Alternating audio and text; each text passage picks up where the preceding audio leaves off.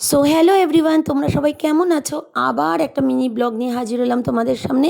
আমার মেয়ের বার্থডের কেক বুকিং করার জন্য দেখো এদেরকে আমি নিয়ে গেছি। এদের যাওয়ার আগে আর পরের অবস্থা দেখো তোমরা। তো গাইস, আমি ওকে এমন কিছু খারাপ কথা বলিনি যে আমি ওকে ওই পিছনের ওই কেকটা দেবো বলেছি ওর বার্থডেতে।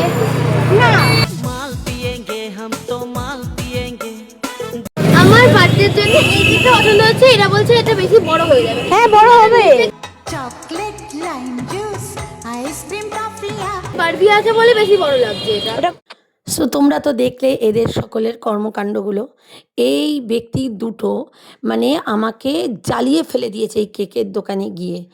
সারাটাক্ষণ এই কেকটা খাবো, এই কেকটা নেব, এই পেস্ট্রিটা আমার বার্থডের দিনকে আমি রাত 12টায় কাটবো, মানে আমার মাথা খারাপ করে দিয়েছে পুরো কেকের দোকানে যতক্ষণ আমি ছিলাম।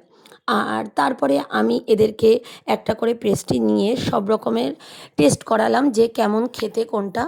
আর যে কেকটা আমরা বার্থডের জন্য নেব সেটা এই দাদাকে অর্ডার করে দিলাম আগের দিনকে অ্যাডভান্স টাকা দিয়ে। আর আমিও এদের সঙ্গে একটা পেস্ট্রি খেয়ে টেস্ট করে দেখলাম যে কেমন খেতে।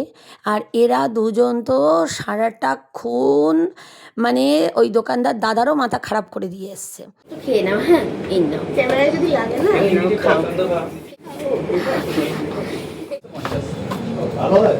কি অ্যাস্থেটিক লাগছে এটা। তুই ক্যামেরা করছিস? ও মা, দেখো এই যে এরকম আগুন জ্বালালে এরকম পুরো মানে ফেটে যাবে। সরিয়ে দাও। আমার এমনি সব ফেটে গেছে। আর এটা ক্যামেরা। এরা পেস্ট্রি খাওয়ার পরে এদের মনে পড়লো চশমা দিয়ে এদের কিছু রিলস বানাতে হবে, সেটাও এরা করলো। তারপরে এরা চলে গেল মোমো খেতে। মোমো খেতে খেতে এদের আবার মনে পড়ে গেছে আইসক্রিমের কথা। বাপরে বাপ, সেটাও এদের করা হয়ে গেল। আবার তার সাথে আমাকে খাইয়ে আমারও গলার ভয়েসটা দিল 12টা বাজিয়ে। তারপর আমাকে চাকমা লাগাচ্ছে যাতে পড়াশোনা ঠিকঠাক করতে না হয়। ও ননদি, আর দু মুঠো চাল ফেলে দে হাড়িতে, ঠাকুর জামাই এলো বাড়িতে।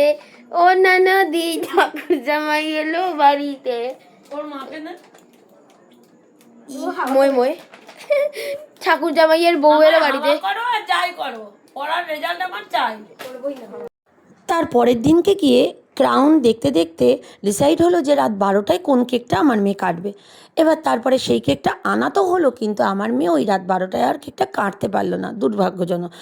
তো এবার আমরা তারপরে আবার মেয়ের কিছু বার্থডের জিনিসপত্র কেনার জন্য আমি, আমার বান্ধবী, তার হাজব্যান্ড, তার মেয়ে সবাই মিলে চলে গেলাম মার্কেটে।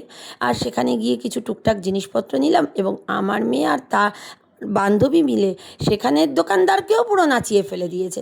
দেখো তাদের কর্মকাণ্ড সব। তারপরে আমরা বাড়ি চলে আসলাম পরের দিনে আনন্দ করার জন্য। আজকের ভিডিওটা এখানেই শেষ করলাম।